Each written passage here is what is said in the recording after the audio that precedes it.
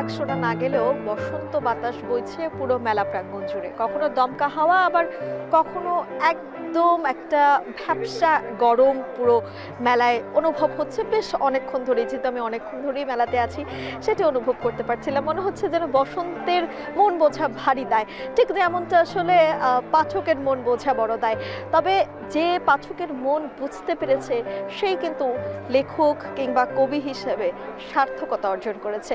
কারণ কখনো দেখা যাচ্ছে বাংলা একাডেমির তথ্য অনুযায়ী বেস্ট সেলার যদি বলি, সেক্ষেত্রে দেখা যাচ্ছে যে কখনো কবিতার বই এগিয়ে যাচ্ছে, কখনো প্রবন্ধের বই এগিয়ে যাচ্ছে। আসলে প্রতিদিনই বেচাকেনা হচ্ছে সমান তালে। সেই জায়গা থেকে এক একজন পাঠকের পছন্দ এক এক রকম, তারা তাদের পছন্দ অনুসারেই বই কিনছেন। সেই বিষয়গুলো নিয়ে আসলে কথা বলবো। আমাদের সঙ্গে একজন অতিথি রয়েছেন, প্রতিদিনকার মতো আমাদের সঙ্গে রয়েছেন একজন কবি। আপনাকে স্বাগত জানাচ্ছি আমাদের গরবের মেলার আয়োজনে।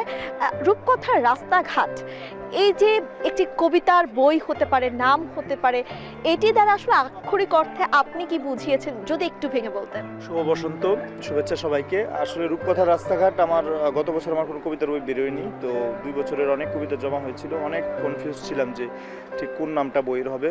অনেকগুলো কবিতার নাম, বইয়ের নাম ছিল প্রস্তাবিত, হ্যালো হ্যাংওভার, পরিদের আবাসিক এলাকা। তো প্রতিটার জন্যই সমর্থন ছিল আমার শুভানুধ্যায়ী পাঠকের। কিন্তু আমার মনে হলো যে এই যে সময়টা, মানুষের মন, সব কিছুর মধ্যে রূপকথাকে আমরা দেখি ধরেন স্বর্গীয় অনেক বিষয়, ইমারত, অনেক কিছু, পঙ্খিরাজ, ঘোড়া।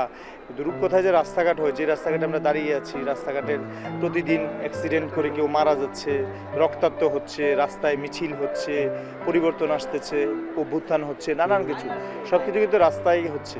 রাস্তা আমার খুব প্রিয় জিনিস, পথে হাঁটতে অনেক পছন্দ হয়, সেই জন্য সেই জায়গা থেকেই রূপকথার রাস্তাঘাট।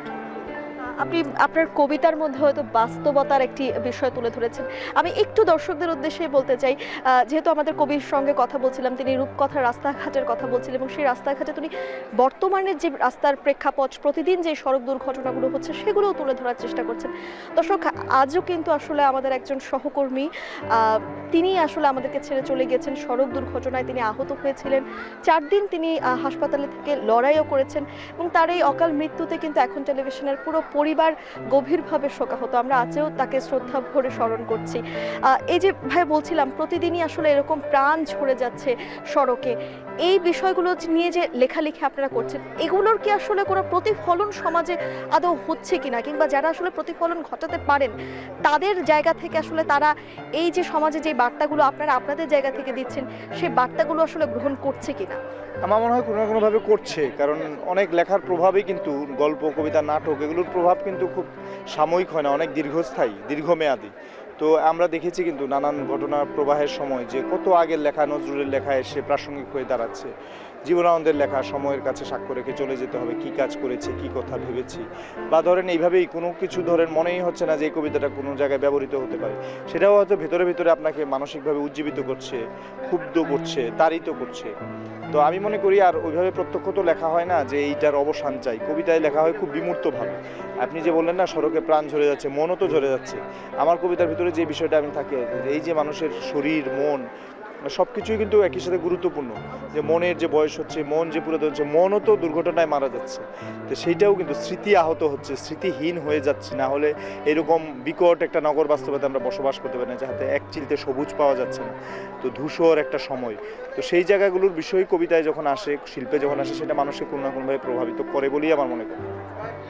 এখন তো আসলে যারা কবিতা লেখালেখি করছেন, এই একটি মানে সমালোচনা রয়েছেই অনেক সময়, যে আসলে সামাজিক যোগাযোগ মাধ্যমে 2 লাইন যে স্ট্যাটাস লিখে দেয়, সেও আসলে তার কবিতার বইয়ে কবিতা তুলে দিচ্ছে, সেও কবি হয়ে নিজেকে কবি বলে দাবি করছেন, প্রকাশকরা সেই লেখাগুলো ছাপছেন।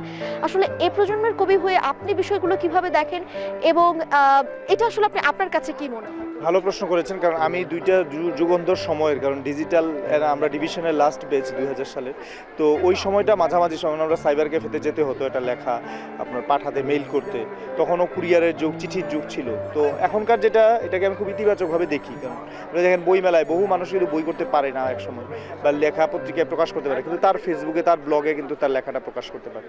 আর যেটা বললেন ওইটা সবসময় ছিল আসলে, যে সাময়িকভাবে মোহ। মেলাতেও আপনি দেখবেন যে মেলা কেন্দ্রিক অনেক লোক লোক তৈরি হচ্ছে, লেখক আবার হারিয়ে যাচ্ছে। তার কিন্তু স্বাধীনতা আছে বই করার, আপনি তাকে মানে বন্ধ করতে পারবেন না তার স্বাধীনতা। কিন্তু আবার এই যে পারফেকশনের ব্যাপারটা আছে, যে চর্চার বিষয়টা, আপনাকে 15-20 বছর 30 বছর অনেকে সাধনা করে একটা লাইন লিখতে পারে, অনেকে হুট করে এসেই মনে হচ্ছে যে সে এলাম ভিনি ভিডি ভিসি এরকম মতো। কিন্তু সাহিত্য কিন্তু লম্বা দৌড়ের ঘোড়ার কাজ। তো আমার মনে হয় যে এটা প্রত্যেকেরই নিজের তাগাদায় এটা করতে হবে, তাকে পোক্ত হতে হবে, তার কবিতা কেন পড়বে মানুষ, তার লেখা কেন পড়বে সেটা বিচার করতে হবে। শুধু বই মেলায় বই করলাম হারিয়ে গেলাম, সেটা তো কোনো কাজের কথা না। একই সাথে আসলে সাহিত্য চর্চার মধ্যেও থাকতে হবে প্রতিনিয়ত। আপনাকে অনেক ধন্যবাদ আমাদের সঙ্গে গর্বের মেলায় আয়োজনে যুক্ত হওয়ার জন্য। ভালো থাকবেন, সবাইকে শুভেচ্ছা কবিতার এবং বসন্তের। ধন্যবাদ। গর্বের মেলায় অতিথির সঙ্গে কথা বলছিলাম বিভিন্ন বিষয় নিয়ে, কবিতা নিয়ে এবং কবির যে সব প্রাসঙ্গিক বিষয় ছিল সেই বিষয়গুলো নিয়ে।